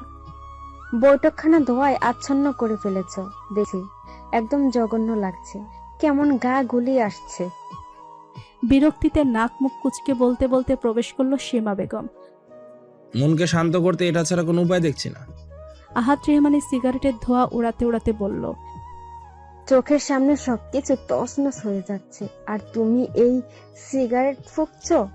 অসহ্যকর। সীমা বেগম পায়ের ওপর পা তুলে আশ করে চেয়ারে বসে বললেন, তছনছ এখনো কিছুই হয়নি, তবে হবে। বলেই কুটিল হাসি দিলেন আহাদ রেহমানি। তুমি কি আবার ফকিন্নি দুটোকে পাচারের কথা ভাবছো? আসলেই আপনি মালকিন হওয়ার যোগ্য, আজ আবারও প্রমাণ হয়ে গেল। আমার ভাবনা আপনি বুঝে ফেললেন এক নিমিষে। বলেই ফিচেল হাসলেন আহাদ রেহমানি। এ পথে আমিও আছি, তাই চিন্তাধারা তো একই হবে। আসল কথা বলো, কি পরিকল্পনা করেছ? আমাদের এই বাড়ি থেকে তাড়াতাড়ি বের করতে হবে। সীমা বেগম আক্রোশ নিয়ে বললেন, আপাতত এখনো ভাবিনি, তবে ভেবে আপনাকে জানাবো। কিন্তু নিকুঞ্জকে নিয়ে চিন্তা হচ্ছে। ছেলেটা ওই মেয়েকে চোখে চোখে রাখে। চিন্তা করো না, আমি সব সামলে নিব। তুমি পরিকল্পনা করো কি করা যায়। ইস রে, অকালে সবকিছু হারাতে হবে মেয়ে দুটোকে। আমাদের জীবনে আসাটাই ভুল হয়েছে ওদের, তাই বলতো আমাদের শুধরে দিতেই হবে। আফসোস করে বললেও মুখ জুড়ে বিদঘুটে হাসি। একদম ঠিক। একটা কথা বলাই হয়নি, আমাদের উপর হয়তো কেউ একজন নজর রাখছে। সে এই বাড়িরই কোনো সদস্য। আমাদের আরো সাবধান থাকতে হবে সব সময়। আমার কক্ষে আড়ি পেতে ছিল কেউ, হয়তো আমার বলা কথাও শুনেছে। সেই মানুষটিকে বের করতে হবে তাড়াতাড়ি, না হলে কাউকে বলে দিলে সব কিছু শেষ হয়ে যাবে। বাড়িতে আমাদের লোককে আরো চোখ কান খোলা রাখতে বলো। ঠিক আছে। কথাটা বলতেই আহাদ রেহমানের মুঠোফোনটি বেজে উঠল। আহাদ রেহমানি মুঠোফোনটি রিসিভ করতে শুনতে পেল তাদের লোকের কণ্ঠ। আশরাফ, সব মাল ঠিকমতো পৌঁছেছে? না চাচা, তার আগেই সব শেষ হইয়া গেছে। লোকটির কণ্ঠে ভয়। কথাটা শুনতে আহাদ রেহমানের হাসি হাসি মুখটা থমথমে হয়ে গেল। এসব কি বলছিস? কি হয়েছে খুলে বল। আমগো 2টা নৌকা কারা জানি ছিনতাই কইরা নিছে। কুত্তার বাচ্চা, তোরা কি করছিলি? নাকে তেল দিয়ে ঘুমাচ্ছিলি? আহাদ রেহমানি হুঙ্কার দিয়ে বললেন, চাচা, আমগো সব দিরে বাইন্দা ফালাইয়া দিয়া গেছে নদীর তীরে। অন্য এক নৌকার মানুষ আমগো উদ্ধার করছে। ওরা আমগো প্রচুর মারছে চাচা। আশরাফ ব্যথিত কণ্ঠে বলল, তবে একটা কথা লুকিয়ে গেল লোকটি, এটা বললে তাকে মেরেই ফেলবে। তোরা ওখানেই পচে মর, কুত্তার জাত। বলেই কল কেটে দিলেন আহাদ রেহমানি। কি হয়েছে? এইভাবে চিৎকার করছো কেন? সীমা বেগম বিচলিত হয়ে বললেন, সব শেষ, এবারে চালানো ওই আগন্তুকের হাতে পড়েছে। কথাটা শুনতে সীমা বেগম থম মরে রইলেন।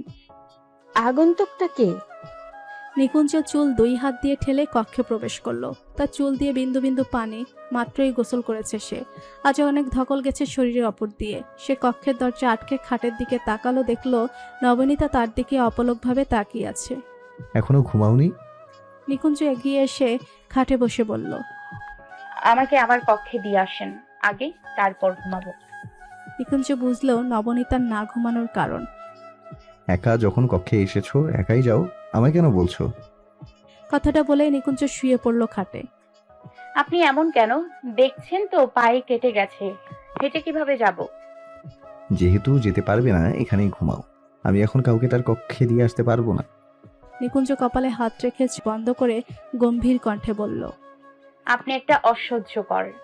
নবনীতা দাঁত কিরমির করে বলল, আমায় সহ্য করতে গিয়ে বলেছে চলে যাও, এমনিও তো একদিন না একদিন চলে যাবে।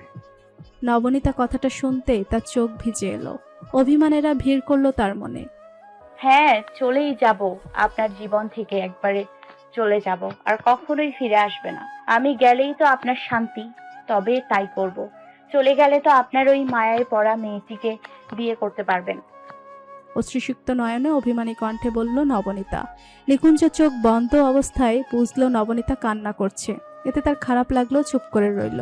নবনীতা অশ্রুসিক্ত চোখে নিকুঞ্জের দিকে তাকালো, দেখলো চুপ করে আছে নিকুঞ্জ। এতে আরো কষ্ট পেল সে। আপনার মায়া মহব্বত কিছুই নাই। একটি মেয়ে আপনার কথায় কষ্ট পেয়ে কাঁদছে, আর আপনি নিশ্চিন্তে ঘুমাচ্ছেন। হৃদয়হীন পুরুষ।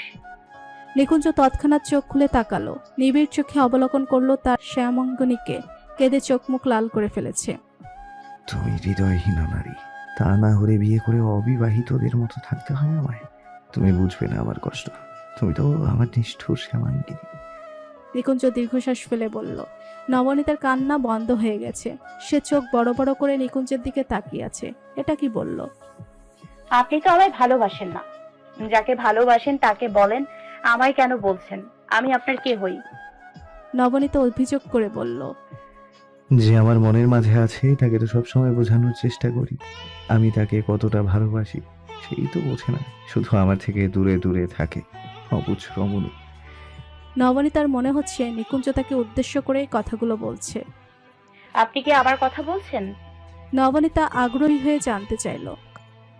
আমি আমার শ্যামাঙ্গিনীকে বলেছি ঘুমিয়ে পড়ো, রাত হয়েছে। কথাটা বলে নিকুঞ্জ লাইট বন্ধ করে দিল।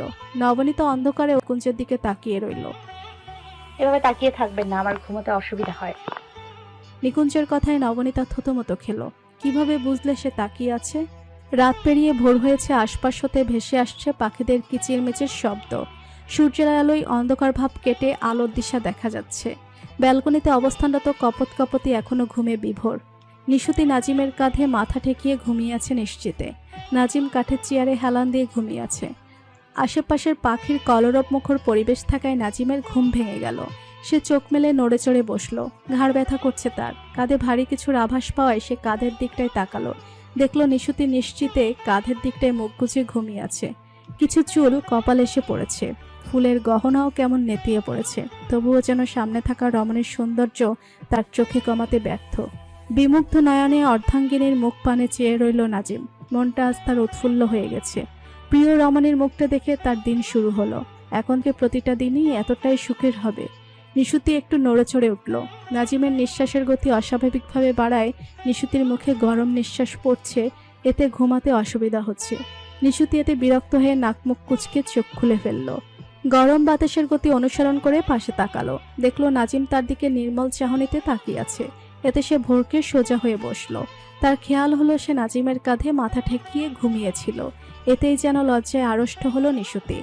মাথা নুয়ে নিচের দিকে তাকিয়ে থাকলো। ঘুম কেমন হলো? নাজিম গলা ছেড়ে বলল। ভালো। নিশুতি আস্তে উত্তর দিল। তার এই মুহূর্তে গলা দিয়ে কথা বের হচ্ছে না। নাজিম বুঝলো নিশুতি লজ্জা পাচ্ছে। কক্ষে যাও। ঠিক আছে। বলে নিশুতি কক্ষে চলে গেল। নাজিম ব্যালকনি ভেদ করে বাহিরের দিকে তাকালো। সবকিছু আজ অন্যরকম লাগছে। প্রকৃতিও যেন তার নতুন ধারায় চলতে শুরু করেছে। সূর্যের আলোয় নিকুঞ্জের কক্ষ আলোকিত হয়ে উঠেছে। নবনীতা বেঘরে ঘুমাচ্ছে এখনো। কাল অনেক রাতে ঘুমিয়েছে সে। সূর্যের রশ্মি জানালা ভেদ করে নবনীতার চোখে মুখে পড়ছে। সে চোখ পিটপিট করে তাকালো। দুহাতে ভর করে বসলো খাটে। সামনের দিকে তাকাতেই দেখতে পেল নিকুঞ্জ সাদা শার্ট আর কালো প্যান্ট পরে কোথাও যাওয়ার প্রস্তুতি নিচ্ছে। আয়নার সামনে ভেজা চুলগুলো আশ্রয় নিচ্ছে সে। এত সকালে আপনি কোথায় যাচ্ছেন? নবনীতার কথা শুনে নিকুঞ্জ শার্টের হাতা ফোল্ড করতে করতে আয়নার দিকে তাকিয়ে অবলোকন করলো মানবীর মুখ। আয়নায় খাটে থাকা নবনীতার প্রতিচ্ছবি দেখা যাচ্ছে। নবনীতা ঘুমো ঘুমো চোখে তার দিকে তাকিয়ে আছে। সকাল 9টা বাজে, এখন কোর্টে যাচ্ছি। আয়নায় পূর্ণ দৃষ্টি ফেলে বলল নিকুঞ্জ। আমি এতক্ষণ ঘুমিয়েছি, চাচিকে আজ রান্নায় সাহায্য করতে পারলাম না। মন খারাপ করে বলল নবনীতা। সাহায্য করার মানুষ আছে, নিজেই তো পানি হাঁটতে পারছো না, আবার রান্না করতে যাবে? নবনীতার মনে হলো তার পা কেটে গেছে। সে এতে চুপ মেরে গেল। নিচু হাতে ঘড়ি পরে নিল। আরো কিছু কাগজপত্র ব্যাগে গুছিয়ে নিল। নবনীতা বসে থেকেই তা দেখতে লাগলো। কিছু একটা মনে হতেই তার মাথায় অদ্ভুত একটা চিন্তা ঘুরঘুর করছে। সে উৎকণ্ঠা চেপে না রাখতে পেরে প্রশ্ন করেই ফেলল। আপনাদের কোর্টে কি মহিলা উকিল আছে? নবনীতার এমন প্রশ্নে নিকুঞ্জ ভুরু কুঁচকে তাকালো। নবনীতা অধীর আগ্রহে অপেক্ষা করছে উত্তর শোনার জন্য। আছে, কেন বলো তো? নবনীতার একটু রাগ লাগলো। ছেলে মানুষ এত সেজে গুজে কোর্টে কেন যাওয়া লাগবে? ওই মেয়েগুলো যদি তাকিয়ে থাকে? আমার থেকে তারা বড়, আমাকে ছোট ভাইয়ের নজরে দেখে। তবে আমার সাথে একজন মেয়েও কাজ করে, সে হয়তো পছন্দ করে আমায়, তবে আমি তাকে সেই নজরে দেখি না। আমাকে এগুলো কেন বলছেন? নবনীতা অবাক হয়ে বলল। তবে সে মনে মনে খুশি হয়েছে। এগুলো না বললে চিন্তা করে অক্কা পেতে, তাই বলেছি। আজকাল তোমার ভাবনাগুলো অন্যরকম ঠেকছে। যাই হোক, এসব উল্টাপাল্টা চিন্তা না করে পড়াশোনায় মন দাও। নিকুঞ্জ কাগজপত্রের ব্যাগ হাতে নিয়ে নবনীতার দিকে তাকিয়ে বলল। আমি আপনাকে নিয়ে চিন্তা করি না, তাই মরবো না। ঠিক আছে, চিন্তা করার দরকার নেই। আমি মায়াকে বলে যাচ্ছি তোমার খেয়াল রাখতে। পাকনামি করে নিচে যেও না, বুঝেছো? বুঝেছি। মুখ গোমরা করে বলল নবনীতা। নিকুঞ্জ নবনীতার গোমরা মুখ দেখে বুঝলো পাকনামি কথাটা নবনীতার এমন করার কারণ। আমি আসছি। সাবধানে যাবেন। নবনীতা নিকুঞ্জকে বলল। নিকুঞ্জ নবনীতার বলা কথায় মৃদু হাসি উপহার দিয়ে কক্ষ থেকে বেরিয়ে গেল। নবনীতা মন খারাপ ভুলে যেন সেই হাসিতেই আটকে রইল। মানুষটিকে হাসলে অসম্ভব সুন্দর লাগে তার। নিশুতি সুতোর কারুকাজ করা লাল রঙা শাড়ি পরেছে। হালকা সব সোনার গহনা পরে আছে। মূলত নাজিমই নিশুতিকে এগুলো পরার জন্য দিয়েছে। বিয়েটা কেউ মেনে নেয়নি, তাই বংশীয় গহনা দেওয়া হয়নি। নাজিম কারো কল পেয়ে কোথাও গেছে। নিশুতি একা একা বসে আছে কক্ষে। মাঝে মাঝে কক্ষের দরজার দিকে তাকিয়ে নবনীত খোঁজ চালাচ্ছে, কিন্তু না, কোনো খবর নেই। একবার তো খোঁজ নিয়ে গেলেও পারত, কিন্তু কেউ আসেনি। এতে নিশুতির মন বেজায় খারাপ। কি হয়েছে ভাবি, মন খারাপ করে আছো কেন? মায়া কক্ষে ঢুকে নিশুতির মুখ শুকনো মুখ দেখে বলল। আমি মন খারাপ করিনি। আপনি আমার আপাকে দেখেছেন? ভাবি, আপনি করে বলে লজ্জায় ফেলছো কেন আমায়? তুমি করে বলো। আর ভাবির তো পা কেটে গেছে, তাই দেখতে আসতে পারছে না। কিভাবে পা কাটলো? কাল রাতেও তো সব ঠিক ছিল। নিশুতি বিচলিত হয়ে বলল। রাতেই কেটেছে। আমাকে আপার কাছে নিয়ে চলো। আগে খাবার খাবে, তারপর নিয়ে যাব। ওই তো খালা খাবার নিয়ে এসেছে। মায়া কাজের মহিলাকে খাবার আনতে দেখে বলল, আমি খাবো না। আপা খেয়েছে? না, নবনীতার কক্ষে খাবার পাঠানো হয়েছে, খেয়ে নেবে। আমিও ওখানেই খাবো, আমায় নিয়ে চলো। ঠিক আছে, চলো। মায়া, নবনীতা আর নিশুতির একসাথে খাবার খেয়ে গল্প করছে। সকাল হয়ে দুপুর গড়িয়েছে, তবুও তাদের গল্প শেষ হচ্ছে না। দরজায় কারো করাঘাতে তাদের কথায় বাধা পড়ল।